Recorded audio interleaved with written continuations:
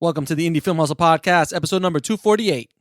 People who say it can't be done should not interrupt those who are doing it. Casey, nice that. Broadcasting from the back alley in Hollywood, it's the Indie Film Hustle Podcast, where we show you how to survive and thrive as an indie filmmaker in the jungles of the film biz. And here's your host, Alex Ferrari. Welcome, my Indie Film Hustlers, to another episode of the Indie Film Hustle Podcast. I am your humble host, Alex Ferrari. Today's episode is brought to you by Blackbox. Blackbox is a new platform and community that is all about financial freedom for filmmakers like you. If you join Blackbox, you will be transformed from being a worker to being a maker of your own content. And you'll be making steady passive income from the global market. Blackbox currently allows you to upload your stock footage once, get it to many global agencies, and then allows you to share that passive income stream with your collaborators. Whether you want to submit old footage that's been sitting around in your hard drives or create brand new content, Blackbox is for you. It's really quite revolutionary. With Blackbox, filmmakers can concentrate on making great content while Blackbox takes care of all the business BS.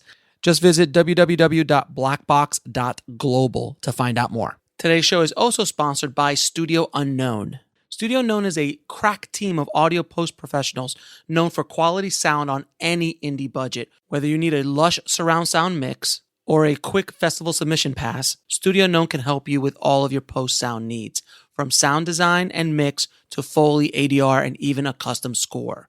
Contact Studio Unknown and mention the Indie Film Hustle Podcast, and you'll get 50% off 1 day of ADR or 10% off your complete post sound package. Just go to studiounknown.com. Now, I know last week I slacked and only put out 2 podcasts. I apologize. One for Bulletproof Screenplay and one for Indie Film Hustle. I am sorry. I was busy doing insane stuff and I got a lot of stuff cooking, so I had to, unfortunately, only deliver 2. Please forgive me. But this week, because I'm nuts, we're going to be putting out 4 podcasts. 4 podcast episodes. So you'll get 3 Indie Film Hustles and 1 Bulletproof Screenplay. Because I love you guys. And I want to make sure you guys get the content that I promise I'm going to get you. Now, today's guest is producer Major Dodge, who produced an amazing film called Bomb City. If you guys have not seen Bomb City or have not even heard of it, go to the show notes at indiefilmhustle.com/248 and you can see the trailer for the movie. It's available at all, anywhere you want, iTunes, Amazon, and so on. It's everywhere. And it's an amazing story of how the movie got put together, how it got a theatrical release, how Major and his other producing co-producers were able to really understand the market that they were going after, the audience they were going after, and how they attacked that audience, made sure that audience was very well aware of the project, and is based on a true story, a very sad true story, how they were able to obtain the rights to that story and produce a very polished, high-end indie movie that they had complete control over. And they got distribution through Gravitas. They got a theatrical release. And on top of that, they also sell merch for the movie as well. So I really wanted to dig in with Major about how they did everything they did on this movie, how they're producing their merch, how they thought about their marketing plan, their distribution plan, how they got the financing for it, and much, much more. This is definitely a indie film hustle kind of film because they really hustled all the way for it. So without any further ado, please enjoy my conversation with Major Dodge. I'd like to welcome to the show Major Dodge, man. Thanks for coming on the show, man. Hey, thanks for having me, Alex. I appreciate it, man. You guys reached out to me about your movie Bomb City, and when I saw it and I saw the story about the behind-the-scenes story about it and just what's happened with it, I'm like, I got to get these guys on the show. I want to hear this story. Even if it's just a selfish, just I want to know how you did it. So before we get into it, how did you get into the film industry in the first place? Yeah, so I started in front of the camera. I've been an actor since I was a kid, and then professionally, right after college, I moved to New York City, and I lived in Manhattan for 11 years. And so, worked as an actor in the theater and, on TV and film and stuff like that. And then in 2010, as fate would have it, I had a son and relocated to Dallas to be dad. And you can't really be a full-time actor in the Dallas market. No. So, yeah. I'm from the Miami market. I know what you mean. Well, I was at a Christmas party at Mark Colombo's house, who's an offensive lineman for the Dallas Cowboys. Uh-huh. And in addition to getting to meet Tony Romo and Jason Witten, he introduced me to a couple of his buddies that had just been working on a music video for him. In 2012, the NFL went on strike, and it was funny because ESPN did this big story on what football players were doing in the wake of the strike, and a couple of the Cowboys, they formed a rock band called Free Reign. And they needed a music video done, so Mark met Jamie and Sheldon, and I knew Mark from acting class, and he told them about me and told me about them, and for months he was like, man, you guys got to work together. He's like, y'all would make such a great team if you guys teamed up. And so we've been hearing about each other for a while, and we were at the Christmas party, and Mark just came up and was like, hey, this is Jamie and Sheldon. These guys I was telling you about that did our music video. And he's like, this is Major. This is the guy I was telling you about. And we just kind of hit it off. And the first week of January of 2013, Jamie, he had put together a preliminary lookbook, Sure. A pitch deck where he took some sample images and wrote about the story in it and whatnot. And he gave it to me like the second week of January. And immediately I was like, oh my gosh, I remember exactly where I was when this story happened. I remember what I was doing. It was one of those things that just stuck with me. Like 9/11, I knew right where I was at and what I was doing. And I couldn't believe that no one had, made a movie on it yet. And so, I'm very visual. And so I immediately started seeing, like punk rockers in the middle of dusty steer pastures and thinking about how pretty it would look. And but all that kind of went out the window. As I mentioned already, I'm a father, and when I got to meet Mike Deneke face to face and talk about it, and 17 years later, and when he talked about his son, it was like as if it happened yesterday. Right. And I knew in that moment, and that's the reason I got into movies anyway, because I wanted to experience that human connection, and I wanted to tell stories that mattered. And we can only make so many movies about big green ogres saving the planet. There is their place for the big green ogres to save the planet, but that's why I love indie film, because you get to do character driven stories that really can affect people. It's not often that people read a newspaper article or watch a news story and they get moved to tears, but I think that's what's powerful about the cinema is we really have the opportunity, when done right, to elicit change in people and to start good conversations. And I think that's what we're really able to do with Bomb City. Now, did you to back up a little bit, you were also an MMA fighter at one point? Oh gosh, man, you must have Googled me. I did one MMA fight. I wrestled my entire life, so I was a college wrestler, and actually coach my son's wrestling team right now. But I come from a sports background, and I think that's one of the things that kind of probably gave me a little bit of a competitive edge when I got into producing, because as you know, the first thing you got to do is find the money, and then wrestle it out of them.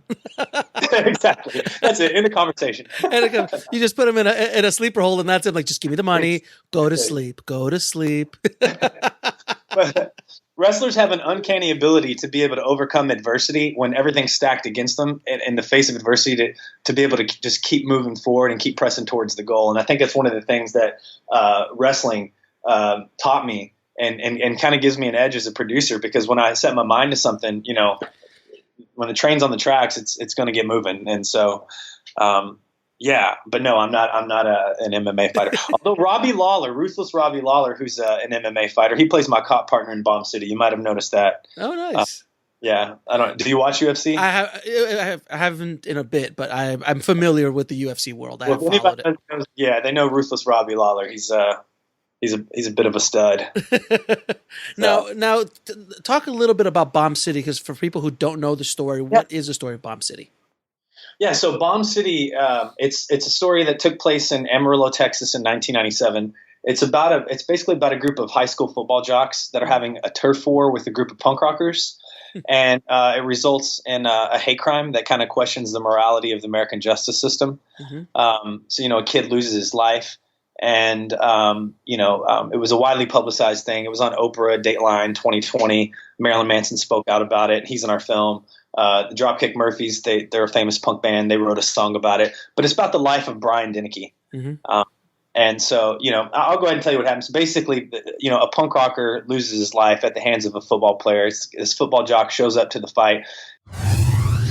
We'll be right back after a word from our sponsor. And now back to the show. And rather than get out of the car and fight, he decides to slam on the gas and just run over the punk rocker. And so, you know, a lot of times I don't like to tell what happens because there's a whole build up to the thing. The way the story unravels, you think one thing's going to happen. Basically, we use the courtroom in the film, and so you never see what side the attorney's arguing on. So the whole time you're watching the film until the end, you think that a punk rocker murdered a football player. And so in reality, but hey, you went to see the Titanic, you knew the ship was sinking. It's really about everything it leads up to. Right, exactly. So, if it's done right. I mean, exactly. I can remember when Titanic came out, I was like, what? No one's going to go see that. We all know how it ends. But I tell you, when we were touring the festivals, man, when somebody would come in completely blind, you could just really see the difference because it was like a big punch to the gut. Sure. Because the whole time they're thinking, and that's the message of the story. It's about not judging a book by its cover. Right. When I was raising money for the film, I'd get down towards the end of an investor meeting. And so when the verdict was read, Marilyn Manson, he gave this speech at a Unity and Diversity conference. It was called the Disinfo Conference back in like the year 2000. And if you've ever heard Marilyn Manson talk, man, the guy is just, he's an entertainer. He's a genius. And very, very, he's very profound and he speaks eloquently. Eloquently. He has a very soothing tone to his voice also. And so, I was raising money in the Bible Belt capital of the South. And so, how did you raise money? How did you go about raising the budget for this? And if you don't mind me asking, do you want to share the budget or at least their budget range?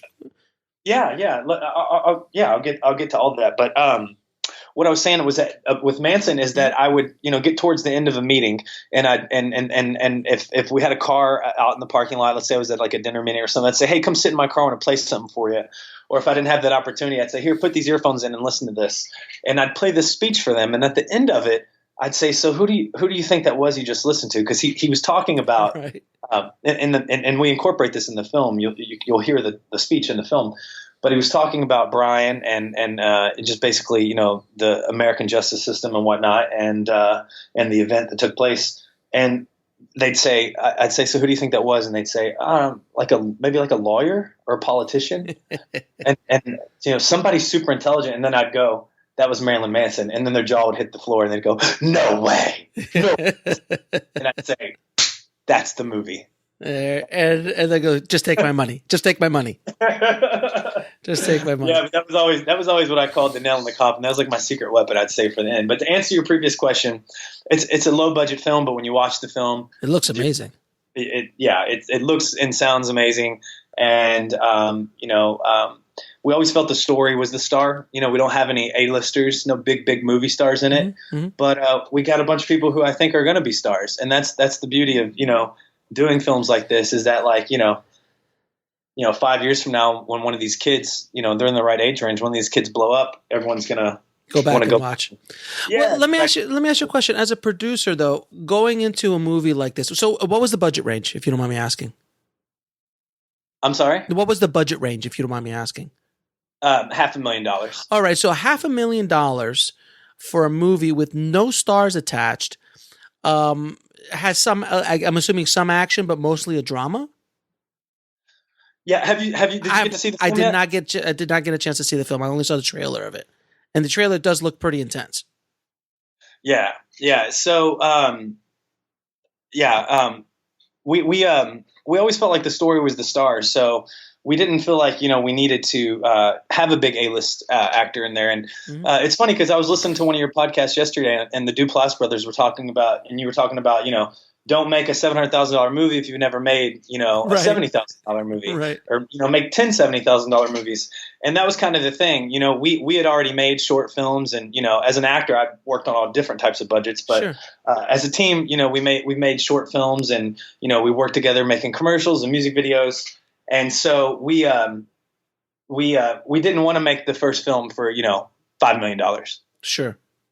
So we felt that was a budget range where we could pay our investors back, because what's the old saying go? Don't sell a guy one car, sell him selling 5 cars over 15 years. Right, exactly. Exactly.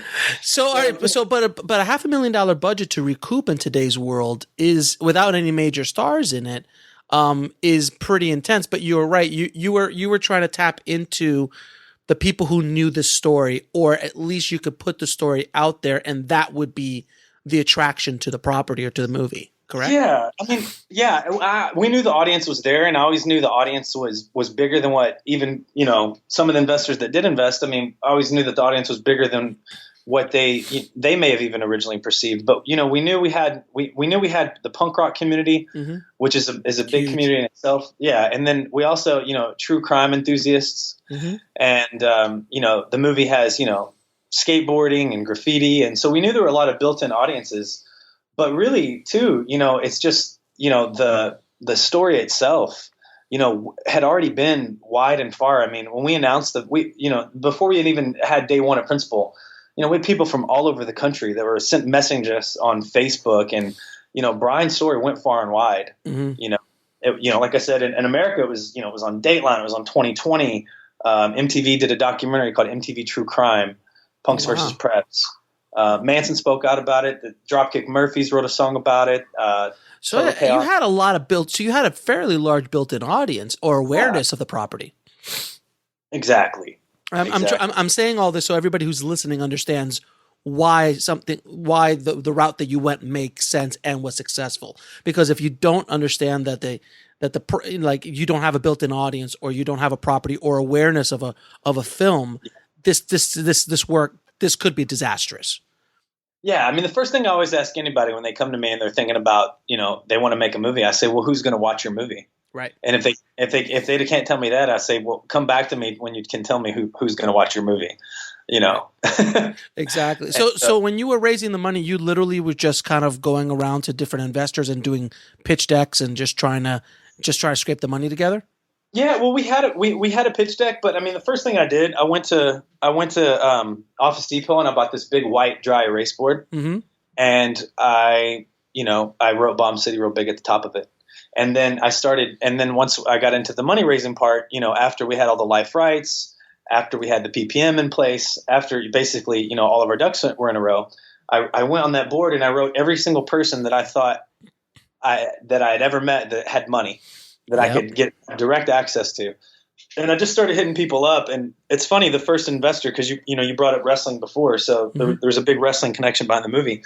My first investor, so I had a buddy named Rick Cruz, and Rick was working for a guy as his web designer. And this guy's named Steve Silver, who's one of my best friends now, but he's in the Wrestling Hall of Fame. All of his sons wrestled in college. Mm-hmm. And Steve had walked into Rick's office, and he was like, "Hey, Rick." And Steve's a big furniture guy. Steve Silver Furniture. Mm-hmm. It's like the only brand of furniture they sell at Costco. Okay. And anyway, so he's doing all right then. Yeah, exactly. So Steve walks into Rick's office. He said, "Hey, Rick, look, in all my years of being hit up for investments," he's like, "no one's ever asked me to invest in a movie before." And he throws down a pitch deck for Dixieland. There's a movie with Faith Hill and R.J. Mitri from the kid from Breaking Bad, and a few other people. But they'd already made the movie, but they needed finishing funds. They didn't have enough money to finish the movie. And Rick goes, "Oh, really?" He goes, "My friend Major actually just started raising money for a movie." He's like, "Here, watch this." And he pulls up on his computer this short film we did in 2014 called Behold the Noose. Mm-hmm. And we made that movie for $400 on our Blackmagic cameras. That movie, the $400, $200 went to, because I'm the only actor in it, went to my police uniform and to rent the police cruiser. Mm-hmm. And we made that film, and it played in like 19 festivals. It won Short of the Week. It was in the New York Times as one of the 20th scariest, shortest films online. Nice. And we made that for $400 in 24 hours. And so it's a 9.5-minute movie. You can watch it for free on Vimeo. But I'll put it in the show notes.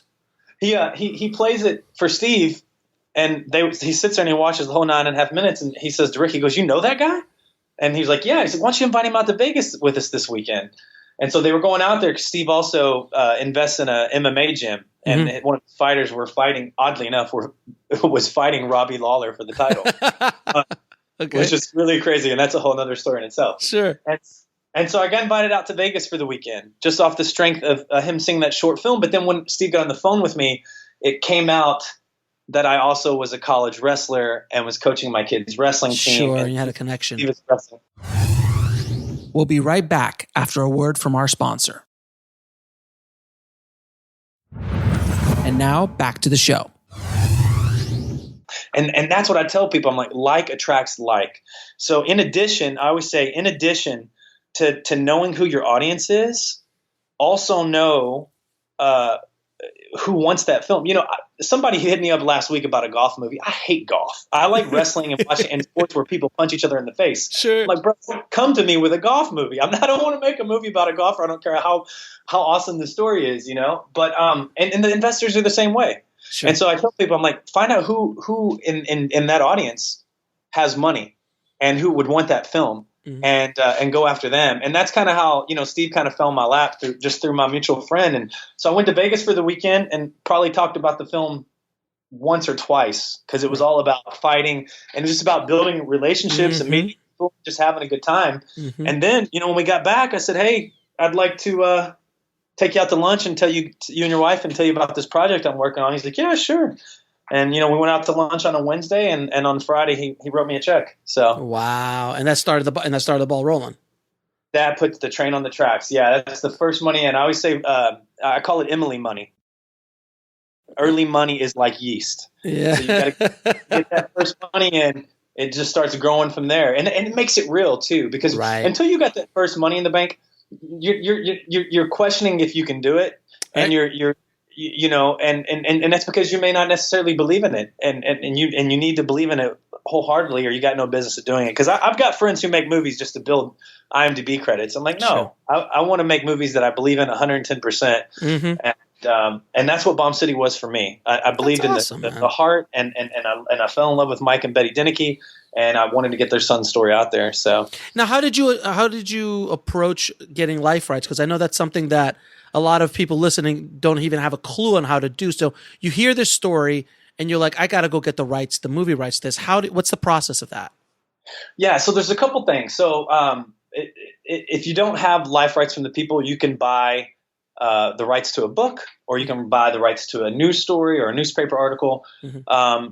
Or if you can get to the people, you can do it that way. And that's what we were able to do.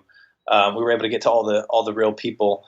And basically, Jamie, the director, his mom knew someone who knew the Denekes, and she got us in contact with them. And so just went over and pitched them. I'm like, hey, look, this is what we've done before. And So what had happened was, they had sold the rights to a guy named Norm Green, who's a film professor at NYU, and he made the documentary that MTV bought and released as MTV True Crime back 17 years ago. And then he renewed it, because you get when you get the rights, you get them for a period of 5 years. Mm-hmm. And then he renewed them, and then in 2007 he didn't renew it. So he either just figured, hey, I made the documentary, or just I don't know if he couldn't get the money in place or whatever. But he in 2007 the rights went back to the family, and so you had all these years where they thought a movie was going to be done. And they kind of got their hopes up, Mm-hmm. And so when we came in, and that was the other thing too, is that so Jamie, the director, and Sheldon, the writer, they're both from Amarillo, where the story takes place. And so that was one of the things I kind of used to my benefit. I talked about in the article I may have shared with you that I wrote, the unknown director and no A-list actor. That's like your two biggest. I saw that. I was like, this is his first time feature. He'd done shorts, a lot of shorts, but exactly. So you really had a lot going against you guys. Yeah, I did, but it's about having that belief in the story and the belief in yourself. And I come from a sales background. I've always done sales jobs to support my acting habit. I used to sell coupons on the street with Chris Pratt. I like that you call it an acting habit, like it's a drug, like a drug habit or an alcohol habit. It really is, man. It really is. So you used to sell coupons with Chris Pratt? Well, he had a company like mine. It was like a competing office, basically. But yeah, we sell these gift certificates out on the streets to anybody, and we had like these chants and things we would say to get motivated to go out. He talked about it on Conan, and I was cracking up. But so I have a sales background, and so I kind of just one of the things that you learn in sales is that people usually perceive things the way that it's initially pitched to them. Mm-hmm. And if you pitch with passion and you believe in your story, I think you can. A lot of people come in and they pitch on all these other things, tax incentives, for example, and so in my background, we call that pitching off failure. So I never go in and lead and talk about numbers. I always save that for last because I feel like people invest in stories and invest in people. Absolutely. You can influence people and win them over, and you can show them that you have a vision. That's the thing. Even if they disagree with you, you can't. You got to speak up for your vision, and you can't be a pushover. And I think it's what we're really good at doing. So with Jamie, for example, unknown director, when I would come into the meeting, I would say, "Hey, listen, we've got a guy who is going to be the next big thing. He's done all these shorts. He hasn't done a feature yet. And he's from Amarillo, so he lived through the story. Mm. He's going to be able to come in and tell this story in a way that, some big director from Hollywood's not going to be able to do because he lived through it." Mm-hmm. And then also with it being his first feature, we're going to get more bang for our buck. He's going to, direct and edit the film, and he's going to do it for a lot less than what some, big name director with a huge resume already has. And he did have some stuff that you could show people as well. Yeah, and you could see that his style, like even in Behold the Noose, mm-hmm. Like I said, it's only a $400 film, but you could see the visual style. Mm-hmm. Jamie came from a background of BMX and skateboarding, so he's really good with action. He that's how he got into the videos. He started picking up the camera and just shooting all of his BMX and skater friends. That's awesome. So he used to make skate videos and BMX videos, like starting at age 15. And so, I'd come in and I'd lead, and when I'd lead with that, they never got to have that go through their head. Oh, hey, this is an unknown director, and all that. And I think it was because I would go in and I would lead with it because I knew ahead of time what my pitfalls were. So there was nothing that they could say in the meeting that would stump me or throw me off because I already knew it. Mm-hmm. And when I would lead with it, it would never be an issue. They saw it as a positive, believe it or not. Wow. And the crazy thing about Bomb City is out of the 11 investors, out of the 11 people that invested in the movie, only one person read the script. Isn't that Hollywood? Even though it's not Hollywood, but it is Hollywood.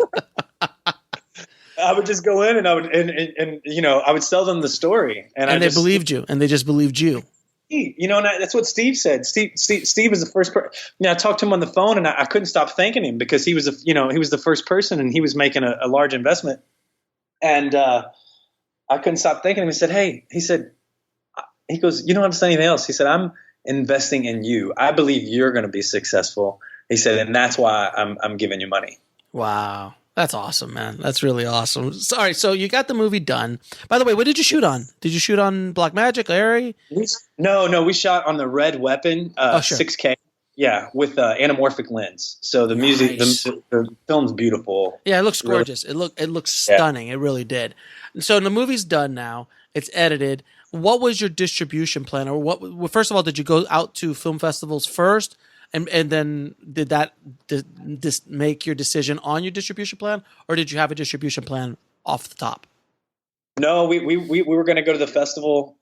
We had a plan which included, the first tier, trying to get into the festivals. Mm-hmm. And so we finished filming in August of 2016. Mm-hmm. And so Sundance deadline was, I think, October. Mm-hmm. You had plenty of time.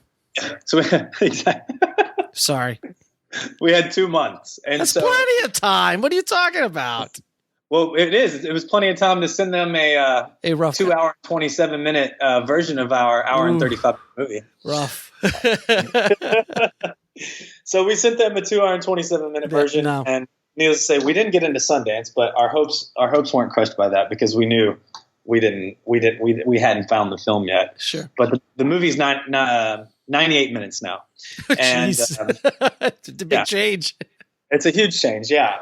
And so it's very dark and ominous throughout, and it wasn't that yet. And so we held off. We said let's wait till we get it right. And then the president of the Dallas International Film Festival was a friend of mine, and he happened to come over to actually to Jamie's apartment building, and they had a screening room in there in downtown Dallas, and he came over and he was like, "Oh my gosh," he's like, "Yeah, we have to show this." And so, we thought about holding off until we got an answer from somewhere else, like Tribeca or something like that.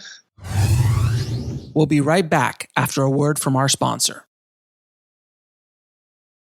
And now back to the show. Then we just started thinking about it. We're like, look, this is our hometown. We made it here. All the crew is from here. I mean, we only flew in, 6 actors from LA. Everyone else is a Texas actor. It would just be, it just started making sense. And we were like, all right. And we'd already found out we're going to play at Nashville.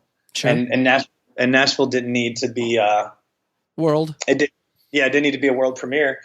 And so we're like, okay. And so it was really funny because right after we got announced that we were playing at Dallas, we got a message from Drea Clark, who's the programmer at LA Film Festival. And she was like, no, I was about to offer you guys to play out here. And she's like, James is my friend. I'm going to call him and tell him off because you're not going to get distribution there. And if you play at LA Film Festival, you're going to get distribution and all this stuff. Oh, no, no. It's vicious, dude. I've been there. They will cut each other's balls right off to get a premiere. I've had people call. I had someone call me a week before a world premiere of one of my films and offered to give me like the world if I would just pull out of that festival. It's insane what they do. Yeah. Well, luckily it didn't get that aggressive because they were friends and they knew each other. But she was trying everything to get us to play at LA Film Festival. And, and then of course we're like, well, yeah, we want to come to LA with the film and play there. Sure. Is there any way you can just do a California only premiere? And I guess a few years ago they switched and they only do world premieres now. So bougie. Yeah. So we played Dallas. We won the audience award for best narrative feature. The movie sold out in 14 minutes. They said it was the fastest sellout in the history of the Dallas International Film Festival. That makes sense. And so then we went to Nashville, and at Nashville we also won the audience award for best narrative feature, and we won best actor. Nice. Best lead actor. And then from there we went to Bend, and we won best director at Bend Film. And then we won audience award best narrative feature at Tallgrass Film Festival. And you just kept going and going and going. And we just kept going. Yeah, we played 9 festivals and we won at every single one. Now, did you get any offers? We did. So Nashville did have quite a few distributors on hand. Mm-hmm. And so when we played at Nashville, that's when the conversation started happening. I was, I got hit up by Voltage and Samuel Goldwyn and, a few other smaller companies, and then Broad Green. And then ultimately we ended up going with Gravitas because Gravitas, they wanted to take it theatrical. And we thought, it was important to us to have the film play in theaters and not just be a direct to streaming or DVD type. Yeah, DVD or streaming. Now, did you how many theaters did you go out in? We released on February 9th. We released to 17 cities. Nice. And how did it do? It did really well. It did really well. We were on Box Office Mojo. We had our average was higher than a lot of studio pictures. Nice. And so and it got extended in several cities and it's just been, and it's still, it's been like a slow burn. It's still going. I mean, we just, People Magazine picked up the film like 3 weeks ago. We were in People. Yeah. How did you get a lot of this? Cause I saw some of the news outlets that were covering you guys, and for an indie movie, you got some major players. So how did you get that? Yeah. So I was very strategic with it. We dropped the trailer on December 12th, 2017, which was the 20-year anniversary of Brian's death. He died December 12th, 1997. Mm-hmm. And so we had been hitting up, we hit up some, a freelance writer from Vulture had hit us up, and she had heard about the movie and the story and knew it was going to be the 20th anniversary, and she wanted to pitch it to Vulture. Mm-hmm. And so she pitched it to Vulture, and Vulture passed. She goes, but Vice, somebody at Vice overheard me talking about it, and they want the story. Nice. And so Vice picked it up, and on December 12th, 20 year to the day of Brian's death, Vice released a big article, and we dropped the trailer exclusively on December 12th through Vice. Of course. And then we opened our pre-orders so we did a day and date release. So we opened our pre-orders that day as well with iTunes. Uh-huh. And so, and it went crazy. And then so it just started coming from there. And then, we're certified fresh on Rotten Tomatoes. Variety, Hollywood Reporter, all, favorable reviews, and Daily Beast. And so we've got a lot of good reviews. And then this past November, I actually played John Gotti on a TV show called Murder Made Me Famous. Okay. And Steve Helling, who's the senior crime reporter at People Magazine, I met him because he does the commentary for the TV show. And it was just one of these. Exactly. And so he started following me on Instagram, and he sent me a message to tell me how good he thought my John Gotti was. And I immediately said, thank you. I'm a big fan of you in the show. And then I just, I told him, about the movie. And I said, hey, I know you're the senior crime reporter at People. Is this something that you might be interested in covering? And I was pretty close to begging, but I don't think I quite begged. Mm-hmm. It's pretty close. That's fine. I'd beg. Yeah. So he said he was going to do it. And then, it came around, and then Parkland happened, and then he had to push it back. And then, there was, I didn't think it was going to happen. And then finally I reached out again. I was like, hey, our DVD and Blu-ray releases on April 9th. Mm-hmm. Is there any way you could do it? And he followed. He made good on his promise. And so he did a big write up, and we were in People Magazine in the trailer and everything. It was pretty cool. So that's amazing. So it really, you guys really were blessed in so many ways during this whole process. We had a punk angel helping us. There's no question. There's absolutely no question, because a lot of the things that I preach against, you guys did, but again, which is great. And I love that. But that's one of the reasons I wanted you on the show, because I wanted to break down, like, why did it work? And at the end of the day, it's a story. The national awareness of the story and the story itself, the power of that story. And that's what was able to break through all of those things that first time director, $500,000 budget, no major stars, basically coming not out of New York or LA, but coming out of Texas. Like, there's so many things going against the movie, but you understood that, like, no, we got something here. And that happens all the time. I mean, Puffy Chair for the Duplass brothers, came out of nowhere as well, and they were in Austin. So it's doable, but it was very interesting. That's one of the reasons I wanted to kind of break down how you did this, because it's a pretty remarkable story. Yeah. It's funny. You talk about breaking rules too. So I cast the film as well. Of course you did. Why wouldn't you? Why wouldn't you? Everybody wore like 4 hats, Of course you did. Of course you did. That's the way it's supposed to be in indie. I mean, come on. If you've got a trailer and you got everyone with a job, I'm like, that's just not an indie film anymore. Well, here's a little tidbit for any actors that are listening about an actor that broke a rule. So the actor that plays Jameson Brooks in the film, his name is Dominic Ryan Gabriel, and we put the casting breakdown out for the roles that we didn't do offers on, and one of them was for Jameson Brooks, Brian's brother, and I get an email and a phone call from this actor. He somehow got my information and pitching himself for an audition. He didn't live in LA. He had moved back to Detroit and didn't have an agent, but he knew the story, and he was just so passionate about it and how much it spoke to him. Mm-hmm. And, you never do that as an actor. No. I'm going to call up the casting director and ask for an audition. But there was that part of me, who comes from a commission, cold call, solicitation, sales background, as already mentioned. And I'm like, you know what? Freaking, I like the kid. I like the balls it took to do that. And I'm like, sure, you know what? Here, I'm going to email you the sides. So here's the moral of the story. If you're going to break the rules, you better be ready to deliver. And I sent Dominic the audition. Mm-hmm. 2 hours later, I had his audition back. He was completely off book, and he had 2 very contrasting auditions, two sets of sides. Sure. Yeah, 2 sets of sides. And he did the emotional scene. The first scene, it's the emotional scene where the death happens, and his brother's dying in his arms. Right. And he did that scene.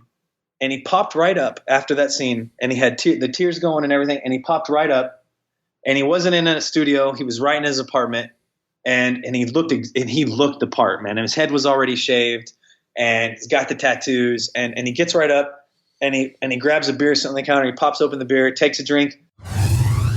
We'll be right back after a word from our sponsor. And now back to the show. And he's in the other scene without a break, without a cut, nothing. He rolls right into it. And it was so effortless. Wow. And I thought, oh my God, this is going to be one of those stories that I tell forever, because he did everything you're not supposed to do. And he's getting the part. Like, we didn't watch another audition for that role after that. I called Jamie in the room. I was like, come here. You have to see this. I found the guy.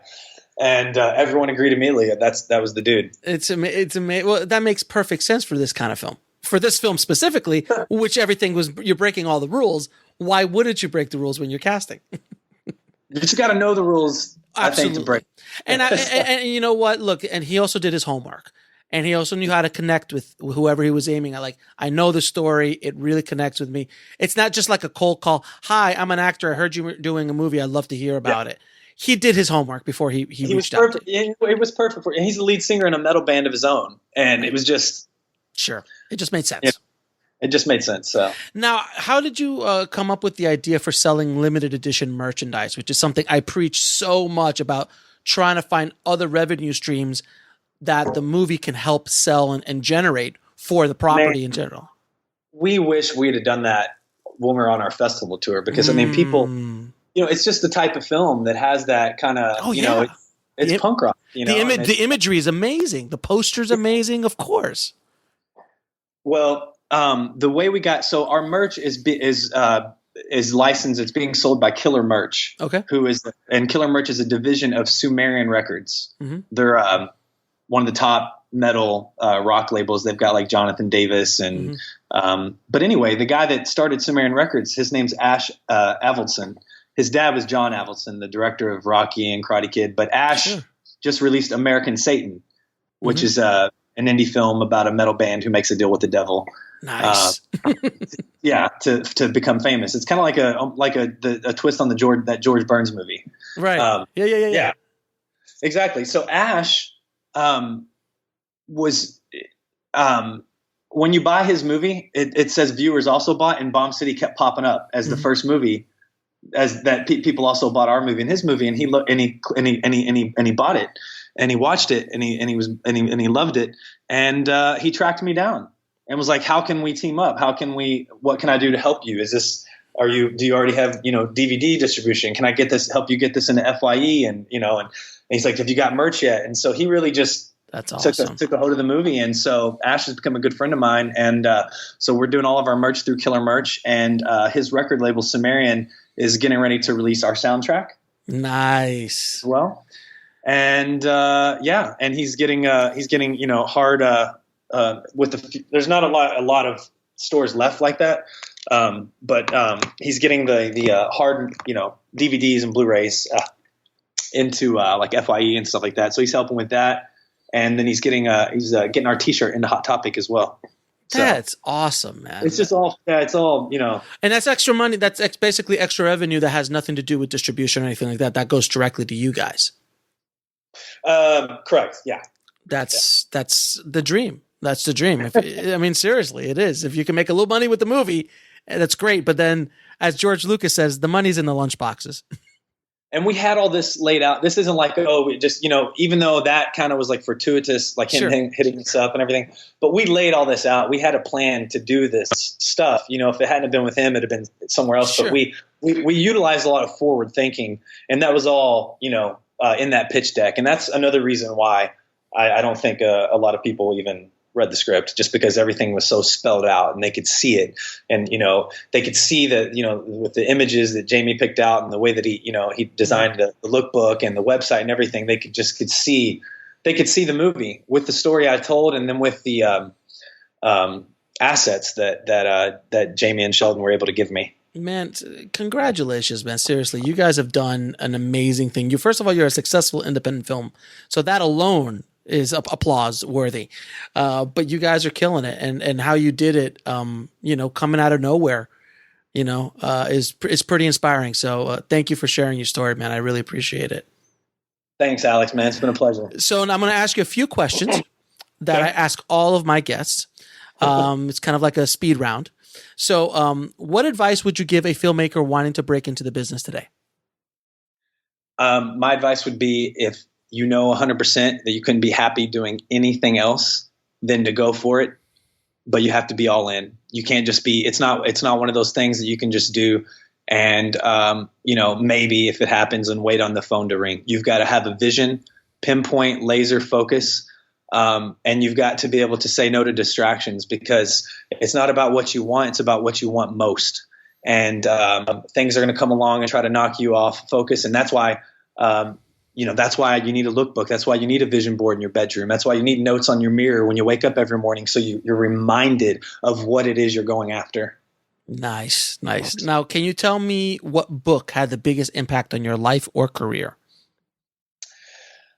Probably the first one I read when I first got into sales, I'd say Think and Grow Rich by Napoleon Hill. It's an amazing book. It's an amazing book. I've read it many times, many times. Now, what lesson took you the longest to learn, whether in the film business or in life? What lesson took me the longest to learn, whether in the film? That you've got to be able to collaborate. Because people can take their ball and go home, and you don't want that to happen. So you've got to, you've got to understand that no matter how good you are at what you do, you cannot make a movie by yourself. And that's one of the reasons I love the film business, because it is the ultimate collaborative process. You need other people to be with you and to work with you. And, 2 is better than 1, 3 is better than 2, 4 is better than 3, and so on and so forth. And, that was probably the hardest, because I'm kind of, I'm a Leo, I'm a little bit alpha, come from a wrestling background. So I always, it took me a while to realize that, hey, you know what? Other people are probably going to have better ideas than you sometimes. Yes. That's only age teaches you that. Exactly. You said the longest. What took me the longest to learn. And sometimes you're still learning it. It's something that's right. I'm still learning it as well. Now, this is obviously the toughest question. What are the 3 of your favorite films of all time? Fight Club. Amazing. It's on my top 3. I'm going to go here with Vision Quest. Of course, you just fall into the stereotypes there. Go ahead, just fall into it. What are you going to say? What's the other one? Oh God, No, I'm gonna come out of left field with this, because the Goonies. Of course, the Goonies. What was that movie with Tom Hardy about the the Warrior? What a great movie! It was a great movie. Oh, I was bawling. At the end of that movie. Oh, I'm developing an MMA drama right now. So. Nice, man. Very nice. And then where can people find you online, and more about Bomb City? So my handle's easy. It's my name. It's Major Dodge. Instagram, Facebook. Believe it or not, I don't do Twitter. But Bomb City is Bomb City Film, at Bomb City Film on Facebook, Twitter, and Instagram. And I actually run the Bomb City social media. So technically, I guess I am on Twitter now, but it's at Bomb City Film. Awesome. And then our website's bombcityfilm.com. And the movie is currently available on every platform, streaming, and then the DVD and Blu-rays for sale, through Amazon, Target, as well as on our merchandise site, which is Bomb City Merch, MERCH, bombcitymerch.com. And that's where you can find the T-shirts and the vests and the punk rock patches and pins and all that jazz as well. That is awesome, man. Again, thank you so much for sharing your story and inspiration to the tribe, man. I appreciate it. I appreciate you, man. It's been a pleasure. Big fan. I want to thank Major for coming on the show and dropping some knowledge bombs on the Indie Film Hustle tribe. Thank you again, Major, so much for your time, taking the time out.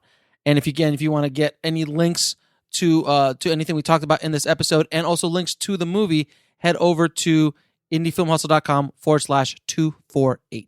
Now, a lot of you have been asking me what's going on with Ego and Desire, On the Corner of Ego Desire, my latest feature film that I have not mentioned a whole lot about it, is, well, because I am now in the festival circuit.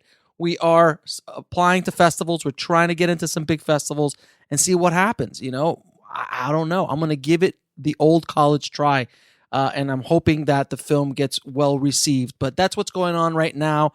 And depending on how it goes in the festival run, we'll get it out there sooner or later. We'll see what happens with it. But I will take you through the journey as we go through it. I have a lot of cool stuff coming up in the coming year, in the next half of this year, about Ego and Desire. So do not fret. There will be stories about how I made it, how the camera rig that we used, what we did, everything. There's so much stuff coming, I can't even tell you.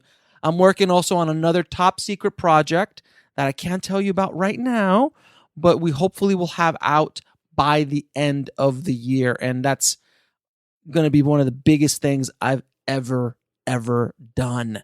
So please stay tuned for that. And a lot of cool stuff I'm doing with Indie Film Hustle. I promise there's going to be some major developments in the Indie Film Hustle brand, in the Indie Film Hustle world, and what I'm going to be bringing to the tribe.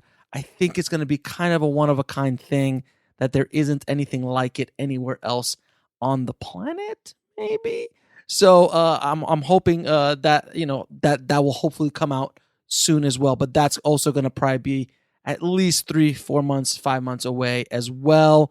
So a lot of good stuff to look forward to for the Indie Film Hustle tribe moving forward. And there might be another podcast launch. I don't know, maybe one, maybe two more. I don't know. I'm crazy to give you guys the content that you guys need and deserve. I'm obsessed with helping filmmakers and helping you guys out. So thank you again for all the support. And if you haven't done it already, guys, head over to filmmakingpodcast.com and leave me a good review on iTunes. It really helps us out a lot. 5 stars would be fantastic. That's filmmakingpodcast.com. And as always, keep that hustle going. Keep that dream alive. And I'll talk to you soon. Thanks for listening to the Indie Film Hustle podcast at indiefilmhustle.com. That's INDIEFILMHUSTLE.com.